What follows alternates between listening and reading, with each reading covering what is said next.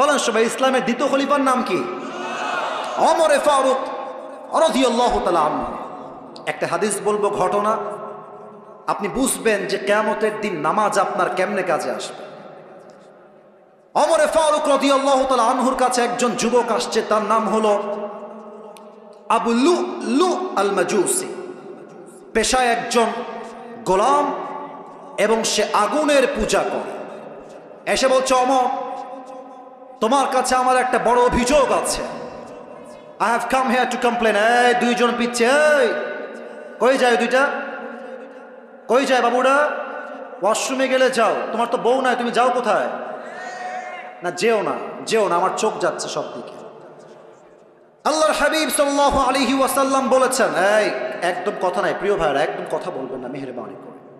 যাই হোক, যুবকটা বলছে, ওমর, আমার কমপ্লেইনটা হলো, আমি একজন গোলাম, আমার মালিক আমার কাছে প্রত্যেক দিন গোলাম হিসেবে 6 দিরহাম চার্জ করে, গোলাম হিসেবে।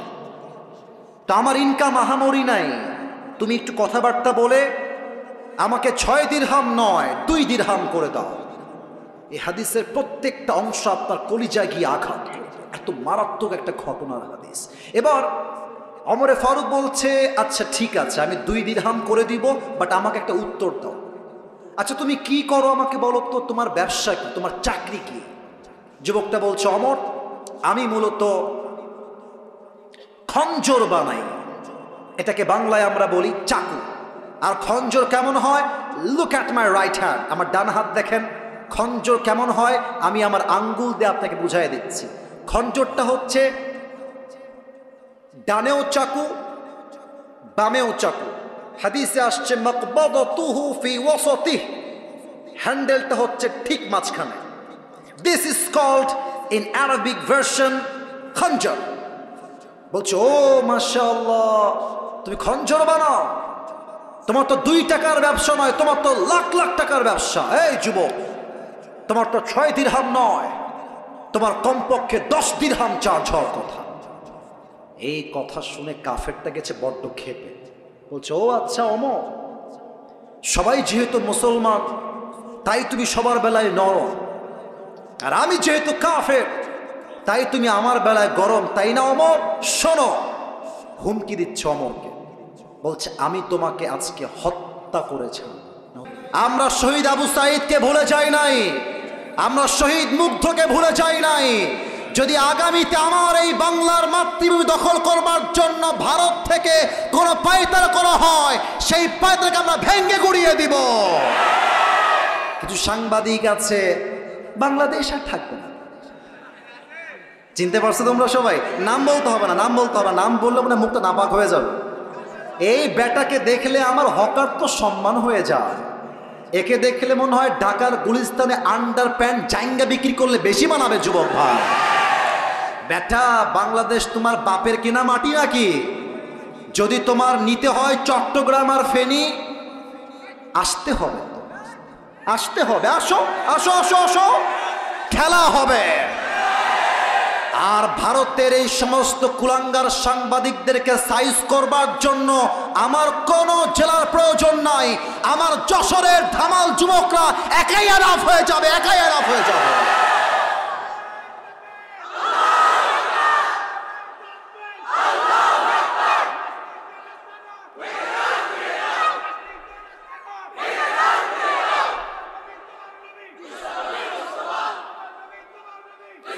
আল্লাহ স্লোগানকে কবুল করুক, আল্লাহ স্লোগানকে কবুল করুক, পড়েন সবাই আমিন।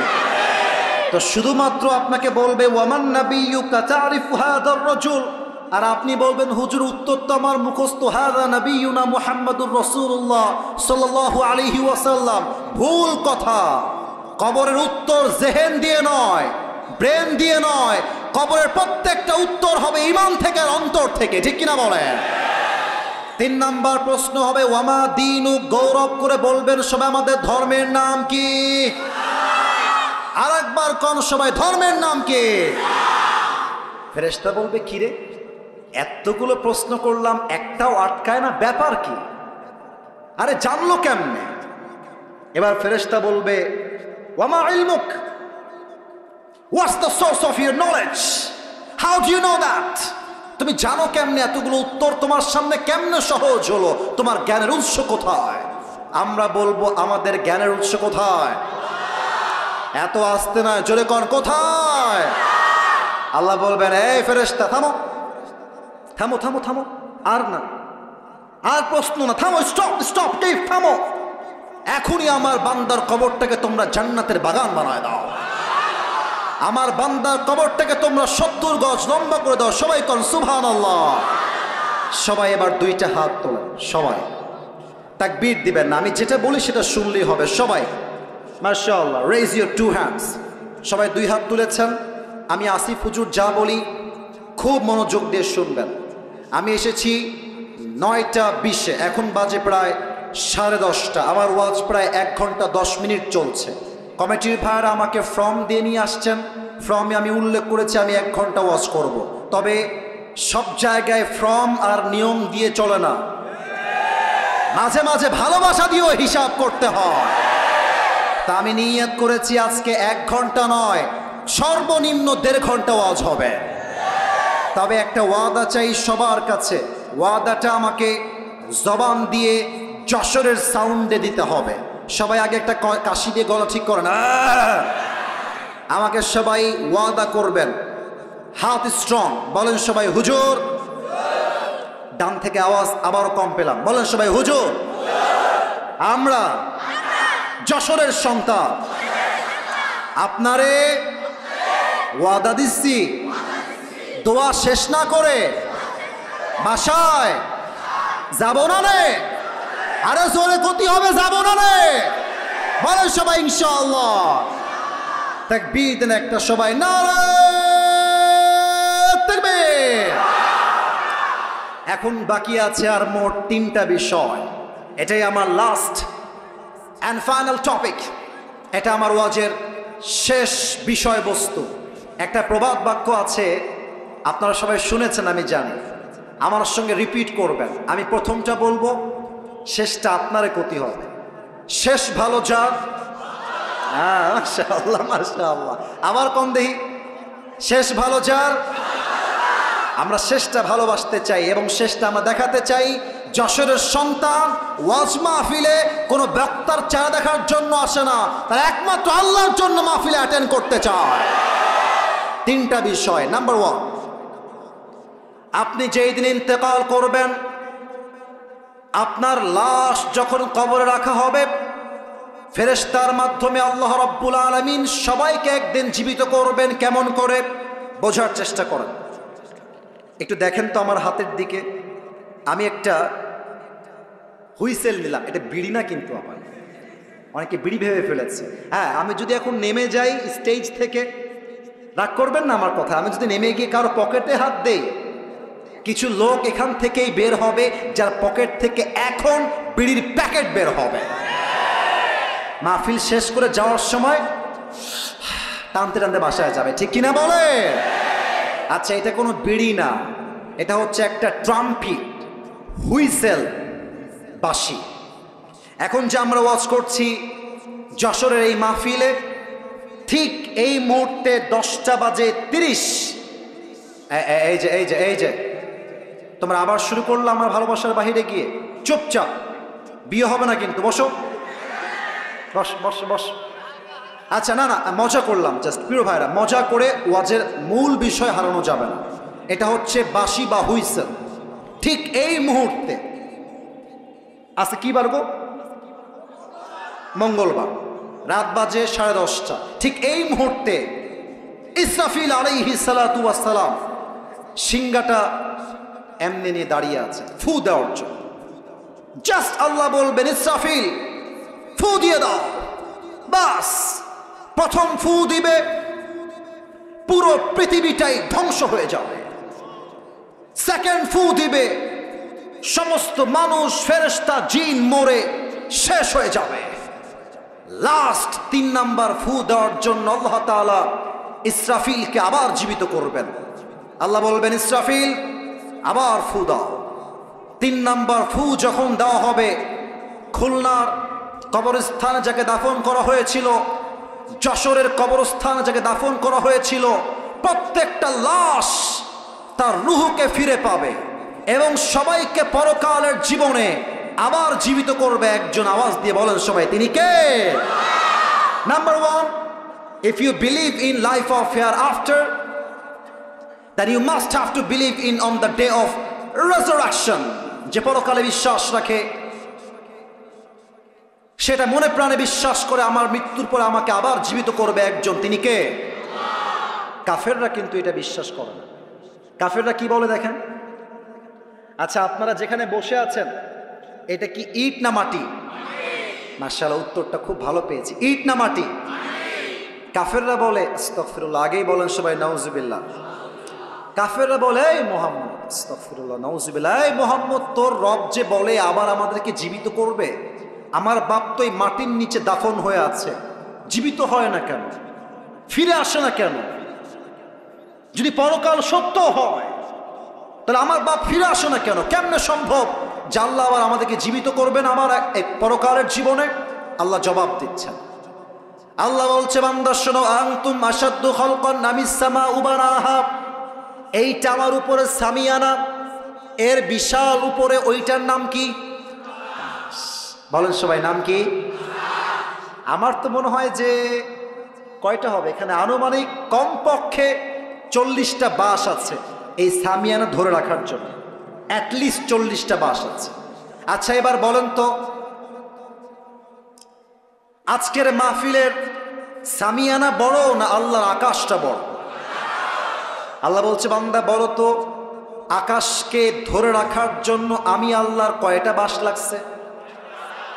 কথা না বলি কেমনে বুঝবো ভাই? কয়টা? কয়টা? একটাও না। আল্লাহর লজিক কত সুন্দর। আচ্ছা ভাবেন যে আমি আসিফ হুজুরের দুবাই এবং সিঙ্গাপুরে 12টা ফ্ল্যাট আছে। আরে নাই, কিন্তু এমনি বলছি, দুবাইয়ে এবং সিঙ্গাপুরে 12টা ফ্ল্যাট আছে। আর যশোরের আইটি পার্ক হোটেল অ্যান্ড রিসোর্টের পাশে আমার একটা বিশাল বড় ফ্ল্যাট আছে, বিল্ডিং আছে, এবং আমার কাছে আছে রোলস রয়েলস, আমার কাছে আছে BMW, আরে বেটা নাই রে, আমার কাছে আছে মার্সিডিজ। এখন আমি ওয়াচ করতে আসছি যশোরের মাহফিলে, তো ওই ডান পাশে একজন যুবক বলতেছে, হুজুর চাইলে একখান সাইকেল কিনতে পারবে না? টাকা নাই হুজুরের কাছে। ওখানে একটা মুরব্বী, মা কি পাগলা রে, হুজুরের কাছে BMW আছে। তো যার কাছে मैं अपनी बाप से कहूंगा कि अब्बा मुझे बस एक अमल की जरूरत है, तुम मुझे एक अमल दे दो, मैं कन्फर्म जन्नती हो जाऊंगा। अब्बा रे, একটা আমল তুমি দিলেই তোমার ছেলে আজকে জান্নাতি হয়ে যাবে, একটা আমল আমাকে দাও। যুবকটা বাবার কাছে আসে, আব্বা একটা আমল লাগবে। আব্বা বলবে, কে কে তোমার আব্বা? কে তুমি? कौन हो तुम, कहां से आए हो, उखरुज, বের হয়ে যাও। যুবকটা 2 হাত জোড় করবে, আব্বা मैं तुम्हारी बेटा हूं, तुम मुझे याद नहीं कर सकते, তুমি কি আমাকে চিনতে পারছো না আব্বা? আব্বা বলবে, অবাক করা একটা কথা, আব্বা বলবে, मेरा तो बीवी नहीं था, लड़का कहां से आएगा? আরে আমার তো দুনিয়াতে বউ ছিল না, সন্তান আসবে কই থেকে? বের হও। চুপ করে বের হয়ে আসবে। মাওলানা তারিক জামিল বললেন, এবার যুবকটা মায়ের কাছে যাবে, माँ के बोलबे, माँ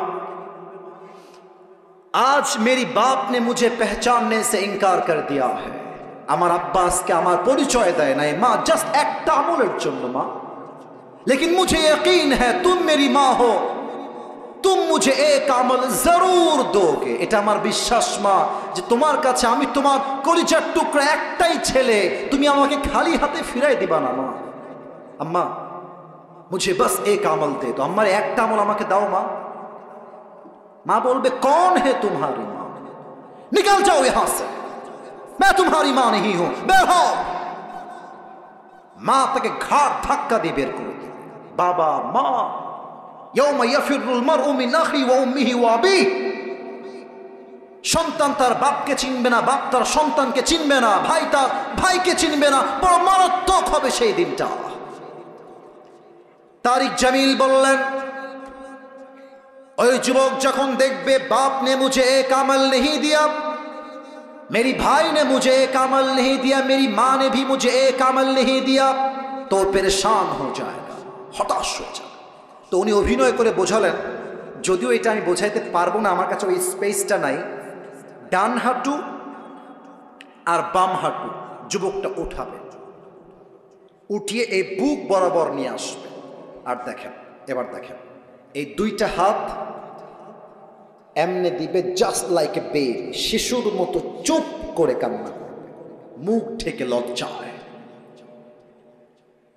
যখন সে কান্না করছে, হঠাৎ করে একজন যুবক আসবে তার কাছে, এসে বলবে, আরে ভাই तुम रो क्यों रहे हो, तुम्हारी आंखों में आंसू क्यों है, मुझे बताओ, हो सकता है कि मैं तुम्हारी मदद कर भी सकता हूं। अरे भाई আমারে বলো তোমার কি লাগবে, হতে পারে আমি তোমার জন্য সহযোগিতার হাত বাড়াতেও পারি। যুবকটা চোখ তুলবে, ধমক দিবে, আরে জানতো এখান থেকে, कौन है आप, मेरी बाप ने मुझे आज एक अमल नहीं दिया, आप कौन होते हैं मेरी मददगार, निकल जाए यहां से, বের হন আপনি, আপনার দ্বারা আমার 2 পয়সাও লাভ হবে না। अरे भाई बताइए तो सही कि आपको क्या चाहिए, কি লাগবে বলেন না আপনি আমাকে। যুবকটা বলবে, भाई मेरी दोनों अमल आज बराबर हो गया है, अगर मैं जन्नत में जाना चाहूं तो मुझे बस एक अमल की जरूरत है, if I get on this I will enter in the paradise. भाई रे একটা আমলের জন্য আজকে আমার জান্নাতের ফয়সালা হচ্ছে না, একটা আমল হলেই জান্নাত। যুবক বলবে, আর ইউ শিওর, আপনি কি শিওর যে আপনার একটা আমল হলেই জান্নাতি? অবশ্যই ভাই, একটা আমল হলেই জান্নাতি। যুবকটা বলবে, ভাই ঠিক আছে যান, ওই একটা আমল আজকে আমি আপনার ভাই আপনাকে দান করব। এত আস্তে আমি সুবহানাল্লাহ আশা করি না, জোরে বলেন সবাই সুবহানাল্লাহ, আর একবার কোন সবাই সুবহানাল্লাহ। ওই যুবকটা এই কথা শুনে হা করে তাকায় থাকবে।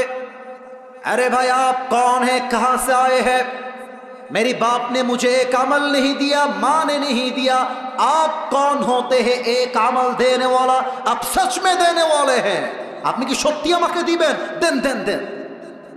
একটা আমল নিয়ে সোজা আল্লাহর কাছে দৌড় দিবে, আল্লাহকে বলবে, আল্লাহ ये देखो मुझे एक अमल मिल गया है, मुझे अभी के भी जन्नत में दाखिल करा दो। আল্লাহ এই দেখো একটা আমল পেয়ে গেছি, আমাকে এখনই জান্নাত। আল্লাহ বলবে, আচ্ছা আল্লাহ কি সব দেখে না? এইসব তো কথা না করে বুঝি কেমন বলা, দেখে না?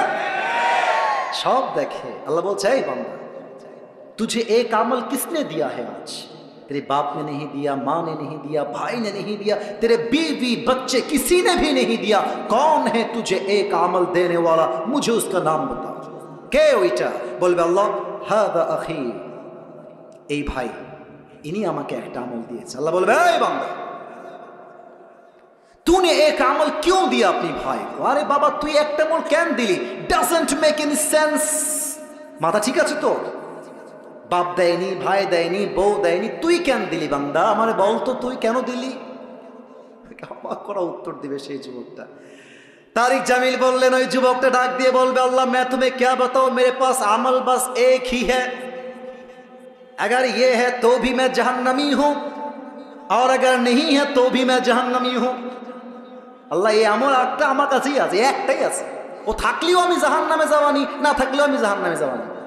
তা আমি ভাবলাম যদি একটা আমল আমি আমার ভাইকে দান করে দেই, আমার ভাইয়ের আমলটা 51 হয়ে যাবে, আমার ভাই জান্নাতে যাবে। তা আমি আল্লাহ দয়া করে মায়া করে একটা আমল না রেখে আমার ভাইকেই দান করে দিয়েছি। अल्लाह बोलबे, ओ अच्छा ये बात है, मतलब तुम मुझसे भी बड़ा मेहरबान होना चाहते हो। किरे बंदा তোর দয়া এত বেড়ে গেল, তুই কি আমার চাইতে বেশি দয়াময় হয়ে গেলি? No, never. আমার মতো আনার রহমান, আনার রহিম, I am the most merciful, I am the most gracious, I am the most kindful Lord, मुझसे बड़ा मेहरबान और कोई नहीं हो सकता। आज तुझे एक अमल मिल गया है, 51 हो गया है, जा तू जन्नत में चले जा, लेकिन तू अकेले जन्नत में मत जाना, जिसने तुझे एक अमल दिया है तू भी जन्नत में जा, अपनी भाई को साथ लेकर दोनों जन्नत में चले जा। আল্লাহ বলবে বান্দা তোর দয়ার চাইতে আমি আল্লাহর দয়া আরো বিশাল আকাশ সমান। আজ তোর আমলনামা 51 হয়ে গিয়েছে, 51 হয়ে গিয়েছে। যা তুই জান্নাতে যা। তবে তুই একা জান্নাতে যাবি না, তোর যেই ভাই তোকে একটা আমল দান করেছে তুইও জান্নাতে যা। তোর ভাইকে নিয়ে 2 জন জান্নাতে প্রবেশ কর, যা সুবহানাল্লাহ। কিয়ামতের দিবসে জান্নাতে যাওয়ার জন্য আমলনামা 100তে লাগবে 51। আর একটা বিষয় প্রশ্ন করব সবাইকে, কিয়ামতের দিবসে প্রথম হিসাব কি বিষয় হবে? Perfect, perfect, right. আবার বলবেন, কিয়ামতের দিবসের প্রথম হিসাব কি বিষয় হবে? আউয়ালু মা ইউহাসাবু বিহিল আবদু ইয়াউমাল কিয়ামাতি আস-সালাহ। কিয়ামতের দিবসে প্রথম প্রশ্ন হবে নামাজ। আর একটা প্রশ্ন, বলেন তো ইসলামের দ্বিতীয় খলিফার নাম কি? আচ্ছা, আপনারা ভয় পাচ্ছেন কিসের জন্য? আমার ক্ষতি হবে। বলেন সবাই, ইসলামের দ্বিতীয় খলিফার নাম কি? ওমরে ফারুক রাদিয়াল্লাহু তাআলা আনহু। একটা হাদিস বলবো, ঘটনা, আপনি বুঝবেন যে কিয়ামতের দিন নামাজ আপনার কেমনে কাজে আসবে। ওমরে ফারুক রাদিয়াল্লাহু তাআলা আনহুর কাছে একজন যুবক আসছে, তার নাম হলো আবু লুলু আল মাজুসি। পেশায় একজন গোলাম এবং সে আগুনের পূজা করে। এসে বলছে, ওমর, তোমার কাছে আমার একটা বড় অভিযোগ আছে। I have come here to complain. এই 2 জন পিচ্ছে, এই কই যায়? 2টা কই যায় বাবুরা? ওয়াশরুমে গেলে যাও। তোমার তো বউ নাই, তুমি যাও কোথায়? না, যেও না, যেও না, আমার চোখ যাচ্ছে সব দিকে। আল্লাহর হাবিব সাল্লাল্লাহু আলাইহি ওয়াসাল্লাম বলেছেন, এই একদম কথা নাই প্রিয় ভাইরা, একদম কথা বলবেন না মেহেরবানি করে। যাই হোক, যুবকটা বলছে, ওমর, আমার কমপ্লেইনটা হলো আমি একজন গোলাম, আমার মালিক আমার কাছে প্রত্যেক দিন গোলাম হিসেবে 6 দিরহাম চার্জ করে, গোলাম হিসেবে। তা আমার ইনকাম আহামরি নাই, তুমি একটু কথাবার্তা বলে আমাকে 6 দিরহাম নয় 2 দিরহাম করে দাও। এই হাদিসের প্রত্যেকটা অংশ আপনার কলিজায় গিয়ে আঘাত করবে, এত মারাত্মক একটা ঘটনার হাদিস। এবার ওমরে ফারুক বলছে, আচ্ছা ঠিক আছে, আমি 2 দিরহাম করে দিব, বাট আমাকে একটা উত্তর দাও। আচ্ছা তুমি কি করো আমাকে বলো তো, তোমার ব্যবসা কি, তোমার চাকরি কি? যুবকটা বলছে, ওমর, আমি মূলত খঞ্জর বানাই। এটাকে বাংলায় আমরা বলি চাকু। আর খঞ্জর কেমন হয়? Look at my right hand. আমার ডান হাত দেখেন, খঞ্জর কেমন হয় আমি আমার আঙ্গুল দিয়ে আপনাকে বুঝাই দিচ্ছি। খঞ্জরটা হচ্ছে ডানেও চাকু, বামেও চাকু। হাদিসে আসছে মাকবাদাতুহু ফি ওয়াসাতিহ, হ্যান্ডেলটা হচ্ছে ঠিক মাঝখানে। This is called in Arabic version খঞ্জর। বলছো, ও মাশাআল্লাহ, তুমি খঞ্জর বানাও? তোমার তো 2 টাকার ব্যবসা নয়, তোমার তো লাখ লাখ টাকার ব্যবসা। এই যুবক, তোমার তো 6 দিরহাম নয়, তোমার কমপক্ষে 10 দিরহাম চার্জ হওয়ার কথা। এই কথা শুনে কাফেরটা গেছে বড্ড ক্ষেপে। বলছে, ও আচ্ছা ওমর, সবাই যেহেতু মুসলমান তাই তুমি সবার বেলায় নরম, আর আমি যেহেতু কাফের তাই তুমি আমার বেলায় গরম, তাই না ওমর? শোনো, হুমকি দিচ্ছে ওমরকে। বলছে, আমি তোমাকে আজকে হত্যা করেছিলাম। নাউজুবিল্লাহ বলবেন না আপনারা? হুমকি দিয়ে ডান দিক দিয়ে বের হয়ে গেছে। ওমরে ফারুক তো অবাক হয়ে তাকায় আছে, আরে কারে কি কয়, ও আমাকে হত্যা করবে, কত বড় সাহস! বের হয়ে গেছে। এবার ওমরকে হত্যা করবার জন্য বিশাল লম্বা একটা খঞ্জর বানিয়েছে। তো যারা এসেছেন, আমি জানি পরিপূর্ণ দেখা সম্ভব না, সবাই আমার পেটের ডান দিকে দেখবেন, যতটুকু দেখা যায়। আমি জানি পরিপূর্ণ সবাই দেখতে পারবেন না, যতটুকু দেখা যায় আমার পেটের এই ডান অংশ সবাই দেখবেন। প্রত্যেকটা আরব সর্দারের পেটের এই ডান জায়গাতে একটা বিশাল বড় খাপ থাকতো ছুরি রাখার জন্য। প্রত্যেকটা আরব সর্দার পেটের ডান দিকে লম্বা একটা খঞ্জর রাখতেন। ওই কাফের বিশাল লম্বা একটা খঞ্জর বানিয়ে পেটের ডান দিকে রেখেছে। এবার বলেন তো যশোরের ভাইরা, শীতকালে ঠান্ডা লাগলে জ্যাকেট বাদ দিয়ে আমরা কি মুড়ি দেই? চাদর মুড়ি দেই। ওই কাফের প্ল্যান করেছে আমি ওমরকে হত্যা করব কেমনে? চাদর মুড়ি দিয়ে যাব। তো চাদরটা কেমনে মুড়ি দিয়েছে? আমার কাছে চাদর থাকলে প্র্যাকটিক্যালি দেখাই দিতাম, বাট এখন জাস্ট হাত দিয়ে বুঝাচ্ছি। চাদরের দুইটা পার্ট থাকে, লাগবে না। একটা হচ্ছে ডান পার্ট, আর একটা কথা কম নাকি শেষ জন্য, একটা হচ্ছে ডান পার্ট আর একটা বাম পার্ট। দেখেন ও কেমনে ঝুলিয়েছে, দেখেন চাদরটা এই যে মাথার থেকে নিয়ে দুই পাশে ঝুলিয়ে দিয়েছে, আর তার চেহারা কেউ যেন চিনতে না পারে ছদ্মবেশ ধরার জন্য চাদরের ডান পাশের যে পার্টটা আছে এইটাকে উঠিয়েছে, জাস্ট লাইক এ নেকাব অফ উইমেন, মহিলাদের নেকাবের মতো। এই পুরোটা ঢেকে মুখ ঢেকে ফেলেছে। No one can see his face except his eyes. চোখ ছাড়া এটা কোন সাহাবী নাকি কোন কাফের বোঝা যায়। ফজরের আজান যখন হয়ে গিয়েছে, এবার ওই কাফের মুনাফিকের রূপে নামাজ পড়তে আসছে ছদ্মবেশে। এবার ওমরে ফারুক রাদিয়াল্লাহু তাআলা আনহু ইমাম হয়ে আসছেন মসজিদে। ডাক দিয়ে বলছেন, সাহাবা একরাম সফু সুফুফাকুম, কাতার সোজা করো, কাঁধে কাঁধ মিলিয়ে দাও।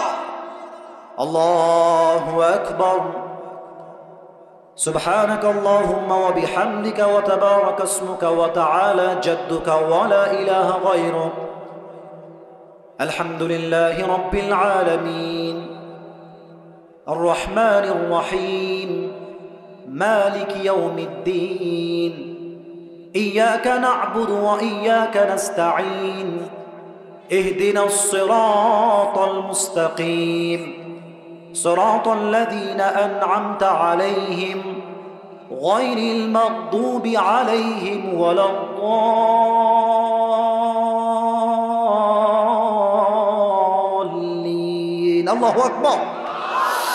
ওমরে ফারুক রাদিয়াল্লাহু তাআলা আনহু নামাজ শুরু করে দিয়েছেন।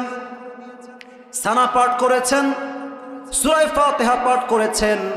সূরা ফাতিহার পরে লম্বা একটা কিরাত মিলিয়েছেন। কিরাত যখন শেষ হয়ে গিয়েছে, ওমরে ফারুক রাদিয়াল্লাহু তাআলা আনহু এবার আল্লাহু আকবার রুকুতে চলে গিয়েছেন।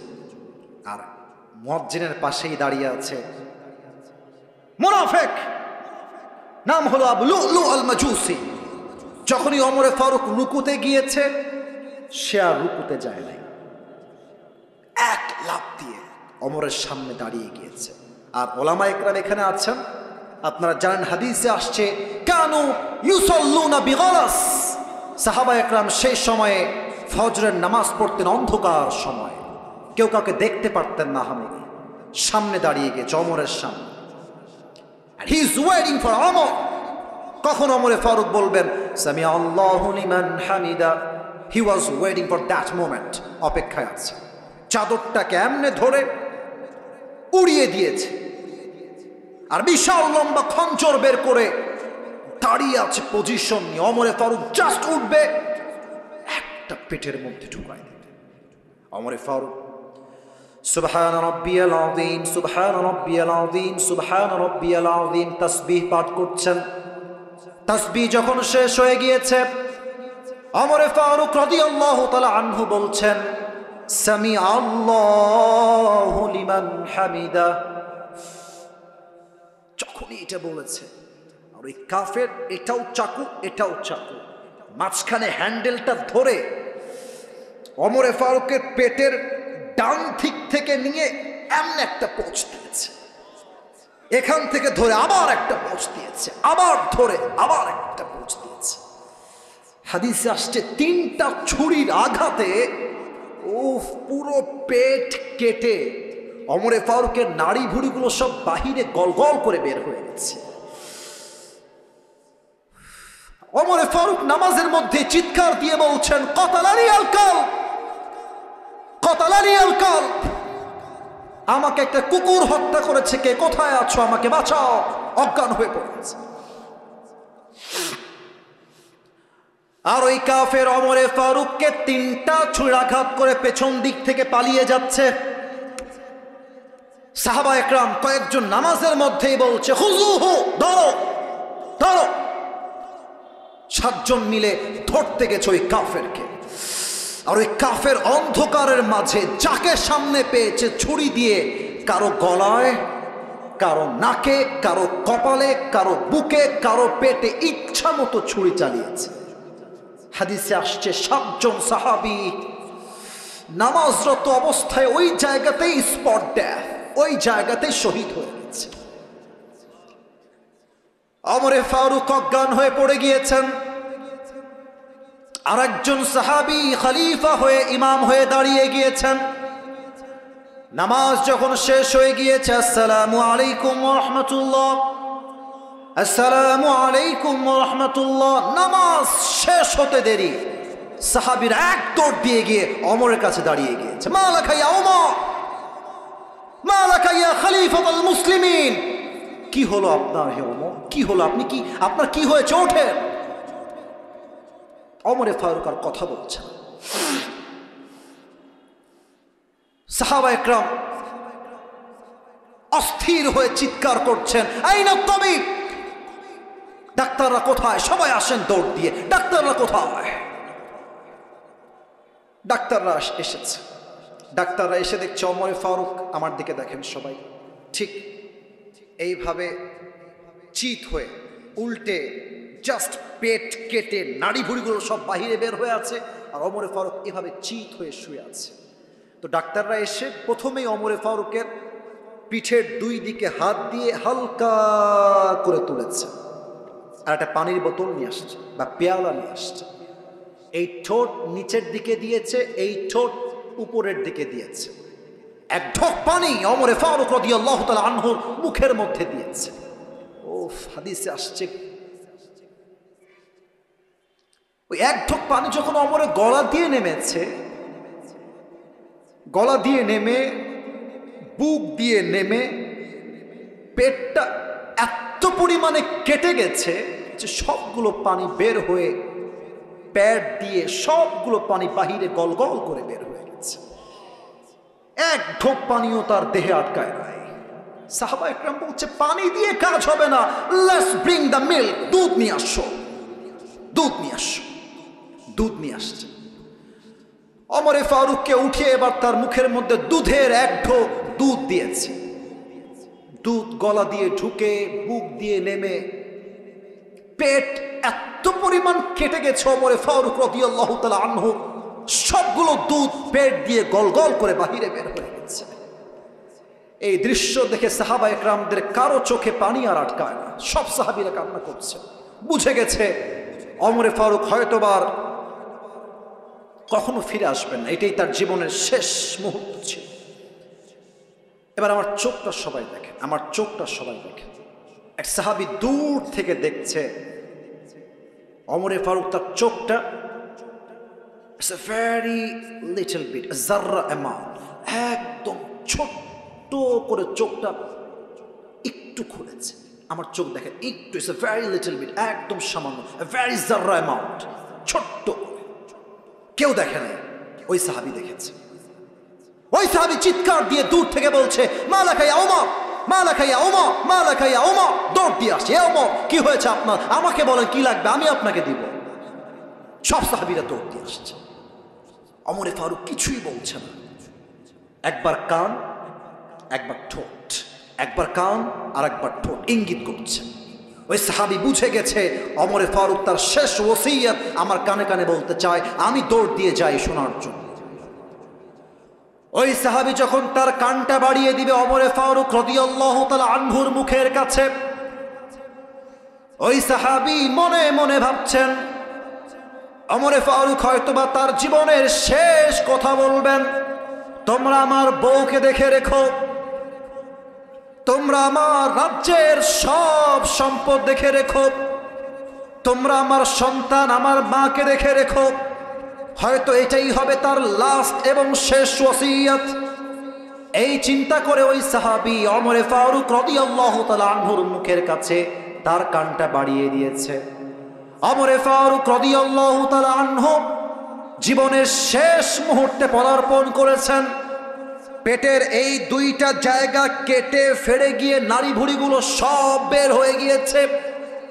জীবনের শেষ মুহূর্ত ওমরে ফারুক রয়েছেন, আর ওই সাহাবীর কানে কানে ওমরে ফারুক জীবনের শেষ কথা জিজ্ঞেস করছেন, ডাক দিয়ে বলছেন, ও আমার সাহাবী, বাবার খবর দরকার নাই, মায়ের খবর দরকার নাই, রাষ্ট্রের কোনো খবর আমার কোনো প্রয়োজন নাই, আমাকে জাস্ট একটা খবর দাও। আসাল্লান নাস, আসাল্লান নাস, আসাল্লান নাস, আমাকে বলো, আমি ওমর যখন অজ্ঞান হয়ে গেলাম ছুরির আঘাত খেয়ে, আমাকে জাস্ট একটা খবর দাও, আমার অজ্ঞান হওয়ার পরে সাহাবায়ে কেরাম সেই নামাজটা জামাতের সঙ্গে আদায় করেছে কিনা এই খবর দাও, এই খবর নিয়ে আমি আল্লাহর কাছে ফিরে যাব। আপনি বুঝতেছেন নামাজ কাকে বলে? আপনি বুঝতেছেন? আরে এমন একজন সাহাবী যাকে আল্লাহর হাবিব দুনিয়াতে জান্নাতের টিকিট কনফার্ম করে দিয়ে গেছেন দুনিয়াতে। এই সাহাবী মরার সঙ্গে সঙ্গে জান্নাতি হয়ে যাবে, আল্লাহ রাসূল বলেছেন। ওই সাহাবী তার জীবনের শেষ মুহূর্তে সব ভুলে গেছে, নামাজকে ভুলে নাই, নামাজকে ভুলে নাই। আজকালকার যুবকরা যারা এসেছো, তোমরা আমার কথায় রাগ করো না। যুবকরা 3টা 4টা পর্যন্ত জাস্ট চ্যাটিং করে গার্লফ্রেন্ডের সাথে, 3টা 4টা পর্যন্ত। আর যখন ফজরের আজান হয়ে যায়, যুবকটা মোবাইল ফোনটা অফ করে, আজান কানে এসেছে, নামাজে যাওয়া বাদ দিয়ে কম্বল মুড়ি দিয়ে ঘুমিয়ে যায়। ঠিক কিনা বলে? আজান হচ্ছে মসজিদে, যুবক না নির্লজ্জার মতো রাস্তায় বসে বসে টিকটক বানায়, আর মোড়ের মধ্যে দাঁড়িয়ে দাঁড়িয়ে পাবজি এবং ফ্রি ফায়ার খেলে বেড়ায়। আপনি কেমনে মুসলমান হন? কিয়ামতের প্রথম দিবসের প্রথম দিন, প্রথম হিসাব নামাজ। আল্লাহ সবাইকে নামাজি হওয়ার তৌফিক দান করুক। পড়েন সবাই আমিন। সবাই যেমন বসে আছেন তেমনই বসে থাকবেন, ডান বাম হবেন। 3 নাম্বারটা বলেই দোয়া করব। 1 ঘন্টা 40 মিনিট আলোচনা হয়ে গিয়েছে, যেখানে মাত্র 1 ঘন্টা কথা বলার কথা ছিল। তবে কথা বলবে না, না না, আবেগ দিয়ে না, বিবেক দিয়ে। আমি মানুষ, আমি মানুষ। আমি 3 নাম্বার পয়েন্ট এখন মেনশন করব। এরপরে যখন দোয়া হবে, দোয়ার সময় কোনো যুবক, কোনো মুরব্বী আমার সামনে এদিকে আসবেন না। বিশেষ করে যুবক ভাইয়ারা সেলফি তুলতে আসবেন না, নামার সময় হাত মিলাবেন। এখানে কওমি অনেক আলেমরা আছেন, ওনারা এগুলো সেলফি পছন্দ করেন না। অতএব নামার পরে হাত মিলাবা, তার আগে নয়। আমি বলেছিলাম লাস্ট 3টা বিষয়, 2টা শেষ। সর্বশেষ একটা বিষয় হচ্ছে হিসাব দিবসের পরে আল্লাহ রাব্বুল আলামিন বলবেন, তোমরা সবাইকে 2টা ভাগে ভাগ করো। কোরআন বলছে, ফারিকুম ফিল জান্নাহ ওয়া ফারিকুম ফিস সাঈর। One group will enter in the paradise, another group will enter in the hellfire. এক দল যাবে জান্নাতে, আরেক দল যাবে জাহান্নামে। যশোরের ভাইরা, আমরা সবাই জাহান্নামে যাব না জান্নাতে যাব? জান্নাতে যেতে চাই কারা কারা? 2টো হাত তুলে আল্লাহকে দেখা। মাশাআল্লাহ, তাকবীর দেওয়া লাগবে না। সবাই আমার সঙ্গে একটা কাশি দেন। এবার সবাই চোখটা একটু উপরের দিকে তুলবেন। সবাই আমি যেমনে বলি তেমনে বলবেন। সবাই বলেন আল্লাহ। একটু কলিজার থেকে শেষ ভালো যার, সব ভালো তার। বলেন সবাই আল্লাহ। তোমার কাছে দিল থেকে নিয়ত করুন। এই নিয়তটার কথা যেন কেউ বাদ না যায়। আমি জানি আপনি হয়তো মিস করতে পারেন, বাট নিয়ত করেন। বলেন সবাই আল্লাহ, তোমার কাছে নিয়ত করলাম, আজ থেকে কেউ যেন বাদ না যায়। আজ থেকে 1 ওয়াক্ত নামাজ আর কখনো আমরা, আমি যেমনি হাত দেখাবো তেমনি বলবেন। 3 বার বলবেন, 3 বারই বলবেন। আচ্ছা, প্রশ্নটা পড়ার চেষ্টা করছি। আসসালামু আলাইকুম। ওয়ালাইকুম আসসালাম। প্রিয় হুজুর, আমরা আপনার অনেক ভক্তবৃন্দ একটি বিষয় জানতে চাই। আমরা সামাজিক দিক থেকে নানাভাবে ভালোবাসায় প্রতারিত হয়ে কিছু যুবক একত্রে একটি সংগঠন করেছি, চিরকুমার সংগঠন ধোপাদি। এই ভালোবাসায় প্রতারিত যুবকদের উদ্দেশ্যে আপনার মতামত দিবেন। আমাদের সমস্যা বাড়ছে এবং সংগঠন ও আমাদের সদস্য বাড়ছে, সংগঠন বড় হচ্ছে। আমাদের একটি প্রশ্ন, আমরা কি এভাবে সারা জীবন চিরকুমার থাকতে পারবো? ইসলাম এই বিষয়ে কি বলে? মাথায় রাখবেন, আপনাদের ঈমান এতটা তাজা হয় নাই যে আপনারা বউ বাদ দিয়ে নিজেকে কন্ট্রোল করতে পারবেন। মনে রাখবেন, বিয়ে হচ্ছে ইসলামে একটি সুন্নাহ। আন-নিকাহু মিন সুন্নতি ওয়া মান রাগিবা আন সুন্নতি ফালাইসা মিন্নি। আল্লাহর হাবিব বলেছেন, বিয়ে হচ্ছে আমার একটা সুন্নত, যে আমার সুন্নত থেকে মুখ ফিরিয়ে নেয় সে আমার উম্মতের অন্তর্ভুক্ত হতে পারে না। তবে তোমরা একটা কথা ঠিকই লিখেছ, মেয়েরা বেশিরভাগ ক্ষেত্রে ধোঁকা দেওয়ায় খুবই এক্সপার্ট। আমি জানি না যে মেয়েরা কেন এটা করে। আমি যুবকদেরকে ধোয়া তুলসী পাতা বলবো না, তবে আমি এতটুকু বলবো, যুবকদের চাইতে কমপক্ষে 30% মেয়েরাই বেশি চিটিং করে যুবক ভাই।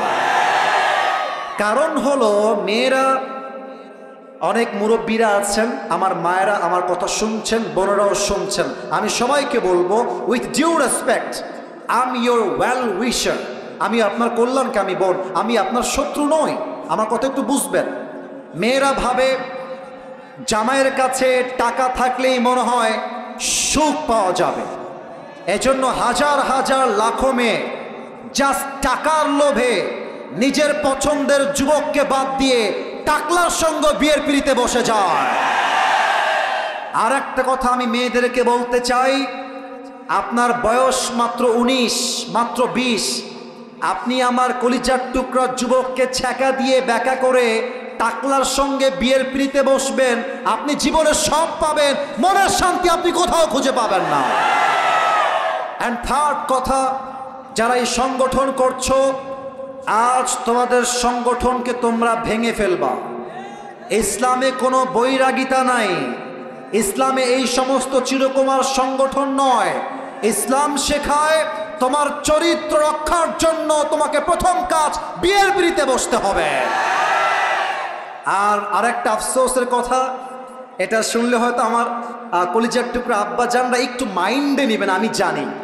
আমি নিজেও তো একজন যুবক, আমি খুব খেয়াল করেছি বিয়ের সময় মেয়ের বাবা যুবকের তাকওয়া, চরিত্র, দাড়ি এবং নামাজের চাইতে এইটাকে সবচেয়ে বেশি গুরুত্ব আরোপ করে। আমার তো মনে হয় যে কোনো মেয়ের বাপ প্রথমে জিজ্ঞাসা করে বসবে, বাবা সব বাদ দাও, পেহলে ইয়ে বাতাও कि तुम कितने पैसे कमाते हो।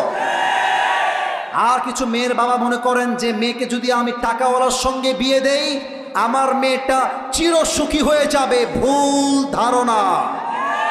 বিয়ের ক্ষেত্রে একজন প্রতিষ্ঠিত যুবকের চাইতে একজন বেকার যুবক 1000 গুণ বেশি উত্তম। আপনি বলবেন, হুজুর আমি আপনার কথা মানি না। কেন মানবেন? আমার কথা শোনেন।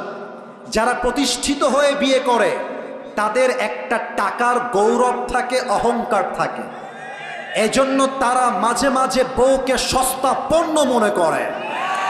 আর যেই যুবকের কাছে বেকার না, যে যুবকটা বেকার, শূন্য পকেটের যুবক, ওই যুবককে তার শূন্য অবস্থায় যেই নারী হালালভাবে হাত ধরবে, মাথায় রাখবেন যুবকটা আজকে জিরো হতে পারে, কালকে সে হিরো তো হতে পারে। আপনি আজকে বেকার যুবক বলে কাউকে রিজেক্ট করবেন না, যান সহযোগিতার হাত বাড়িয়ে দেন। আপনি আজকে যেই সরকারি চাকরিজীবীর জন্য একজন মেয়ের পছন্দের পুরুষকে বাদ দিয়ে আরেকজনকে বিয়ে দিচ্ছেন, মাথায় রাখবেন এমন একটা দিন আসবে এই যুবক ওই মুরব্বীর টাকলার কোম্পানির বস হবে, আর আপনি সারাদিন আফসোস করে বেড়াবেন। আল্লাহ আমার আব্বা জানদেরকে বোঝার তৌফিক দান করে। পড়েন সবাই আমিন। না তাকবীর না, পড়েন সবাই আমিন। অতএব এই চিরকুমার সংগঠন এইসব বাদ দিয়ে দাও। আমাদের একটাই কথা, আগামীতে আমরা বউ ছাড়া একদিনের বসবাস করতে পারবো। আল্লাহ আমার যুবক ভাইদেরকে নেককার দিনদার বউ দিয়ে দিক। পড়েন সবাই আমিন। আসলে সত্য কথা বলতে অনেক প্রশ্ন আসছে, আপনারা রাগ করবেন, এই জন্য আমি আর পড়বো না, আমি দোয়ার দিকে যাব এখন। সকলেই ভাই আহ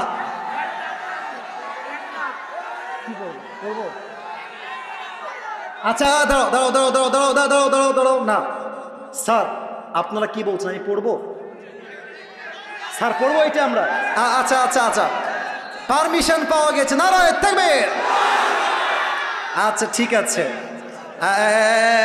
এই থামো আবেগ দিয়ে নয় বিবেক দিয়ে কাজ করতে হবে তাকবীর দাও নারায়ে তাকবীর আসসালামু আলাইকুম ওয়া রাহমাতুল্লাহ ওয়া আলাইকুম আসসালাম কি যে প্রশ্ন করছে আল্লাহ মাবুদ ভালো জানে হুজুর কিভাবে যে লিখি কেমনে লিখি আমার বিয়ের বয়স পার হতে যাচ্ছে এইদিকে আমার পড়ালেখা শেষ হতে যাচ্ছে বাসায় বিবাহের কথা বলতে পারি না লজ্জায় বাসায় শুধু একটুতেই বলে যে আমার এই বান্ধবীর বিয়ে ও বান্ধবীর বিয়ে এমন কথা বলার পরও আমার বিয়ের ব্যাপারে বাসায় কারো কোনো মাথা ব্যথা নেই এই ব্যাপারে আপনি কিছু বলুন এটা আমার একজন লিখেছেন ধোপাদি গ্রামের একেবারেই অসহায় একজন যুবতী নারী আমার বোন প্রশ্ন করেছেন এটা অবশ্যই পড়তে হবে সবাই পড়েন আলহামদুলিল্লাহ তার মানে আমার বোন বুঝে গিয়েছেন শুধুমাত্র শিক্ষা দিয়ে চরিত্র রক্ষা হয় না বিয়ের দ্বারাই চরিত্র রক্ষা হয় তো আমি আমার বোনকে বলবো আমার প্রিয় বোন আপনি আপনার আব্বা আম্মার হাতে পায়ে ধরে বোঝান আপনার আব্বা আম্মাকে বলেন যে বাবা তুমি আমাকে বিয়ে দাও তুমি বিয়ে না দিলে আমার চরিত্র নষ্ট হয়ে যাবে যদি আপনার চরিত্র নষ্ট হচ্ছে দেখার পরেও এই কথা যুবকদের জন্য বলছি এবং বাধ্য হয়ে বলছি যদি তুমি দেখো তোমার বাপ মা দেখছে তুমি জেনায় জড়াচ্ছ তোমার বাপ মা দেখছে তুমি হারাম প্রেম করছো তবুও তোমাকে বিয়ের জন্য রাজি হচ্ছে না সেই ক্ষেত্রে আমি আসিফ হুজুর বলে গেলাম এখানে বাপ মায়ের মতের চাইতে বিয়েটা 1000 গুণ বেশি উত্তম হয়ে যাবে কারণ আমি আমার বাপের কথা শুনতে গিয়ে জেনায় জড়াতে পারবো না কিয়ামতের দিন আমার আব্বা আমার বিপক্ষে চলে যাবে আর আমি আমার জেনার জন্য জাহান্নামে প্রবেশ করব ঠিক কি না এজন্য আমার প্রিয় বোন আব্বা আম্মাকে বোঝান আলেম ওলামা নিয়ে যান আব্বা আম্মাকে বলতে বলেন বিয়ে দিলে দিবে নয় পছন্দের পুরুষকে বিয়ে করে বাড়ি থেকে চলে যাবে একেবারে আমরা হারাম চাই না আল্লাহর জমিনে আমরা হালাল নিয়ে বাঁচতে চাই আল্লাহ প্রত্যেকটা যুবককে হালালে আসার তৌফিক দান করুক পড়েন সবাই আমিন যারা মোবাইল বের করে আছেন মোবাইলটা নামায় ফেলেন দোয়ার সময় মোবাইল দিয়ে ভিডিও হবে না এই সাদা সাদা সাদা বামে ওই যে সাদা ভাই কেউ যাবেন না দোয়া হবে এই যে এদিকে এদিকে আমার দিকে সবাই তাকবীর দেন নারায়ে তাকবীর দোয়ার সময় কোনো বিশৃঙ্খলা করবেন না নয় আমি আসিফ হুজুর খারাপ মন নিয়ে বাসায় ফিরে যাব আমি বলছি আমার পুরো বছরের আজকের মাহফিল ছিল ঐতিহাসিক এবং সেরা মাহফিল আমার এই মাহফিলকে আল্লাহ তাআলা তার সন্তুষ্টির ওয়াসিলা হিসেবে কবুল করুক পড়েন সবাই আমিন তোমরা দাঁড়িয়েছো কেন তোমরা দাঁড়িয়ে দাঁড়া কোনো কথা বলবেন না no talk sit down no talk sit down বসো বসো আমার আব্বা জানরাও চুপচাপ বসে থাকবেন মেহেরবানি করে না আমাকে আর কোনো আবদার করাই যাবে না এই পুরো বছরে আজকে সবচেয়ে বেশি ওয়াজ করেছি একটা কথাও বলবো না আলহামদুলিল্লাহি রাব্বিল আলামিন والصلاة والسلام على سيد الأنبياء والمرسلين وعلى آله وأصحابه أجمعين